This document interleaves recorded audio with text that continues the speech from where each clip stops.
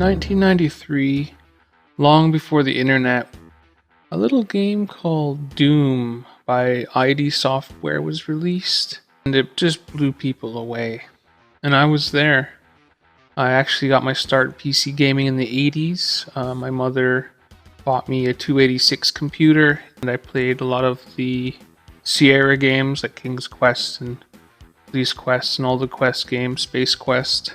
I remember when Doom came out, I actually had already downloaded Wolfenstein before that from a BBS, and anyone in those days who had a dial-up modem knew what BBSs were. It was a precursor to the internet. You'd basically use your modem to call a local server, and you could download shareware, as it was called back then. But Doom came out and totally changed the game because it was a first-person shooter. It was terrifying. I can remember playing it in the dark and really jumping when terrifying and scary things would happen. Just a great game. It really changed video gaming, and it changed the course of history for video games.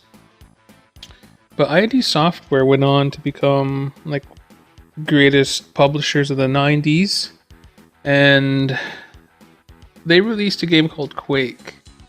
And Quake was first person like Doom, but it took things a step farther with being able to really kind of look up and down more and really bringing in the 3D to the next level with polygons.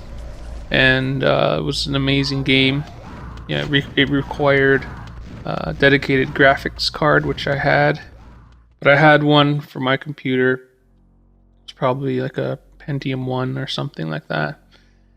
And the thing about Quake, and that's what I want to talk about today, it came default settings inverted mouse.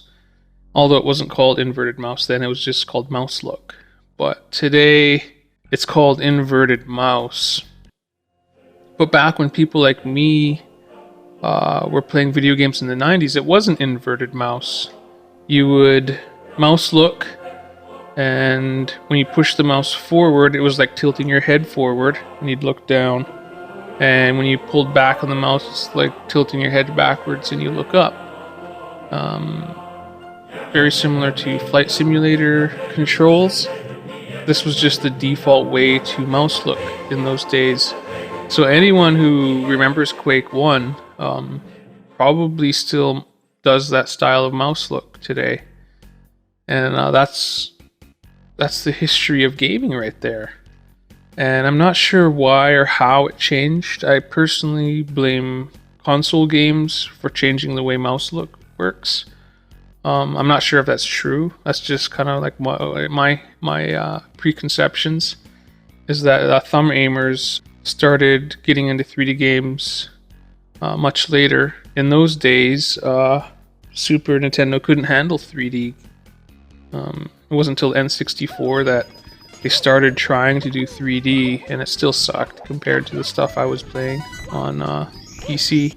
So today in 2016, you have to rely on the settings and going to controls and hoping that there's an invert mouse feature when it shouldn't be this way. I feel like we're becoming an oppressed segment of the gaming community, and I would like to see this talked about more. I'd like to see us kind of honored more as like the originators of gaming and first-person shooters. And the reason why I'm talking about this now is a friend of mine asked me on Facebook why I don't play World of Warships. And actually I did level myself up to tier 5, and I have played a bit of World of Warships, and I think it's a great game. But it's one of the few games that exists today that doesn't even have an invert mouse option, which I think is completely unacceptable. This is unacceptable!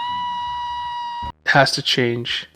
So I think that inverted gamers should unite, that we should make some kind of coalition and send a strong message to game developers that we still exist. There are many people like us, and if they know anything about gaming, they'll honor the history of people who learned how to shoot and aim this way and make sure that this tradition stays alive. Thank you. If you agree with me, leave a comment. Let's get this discussion going, and let's set the record straight. Aficionado and friends live stream.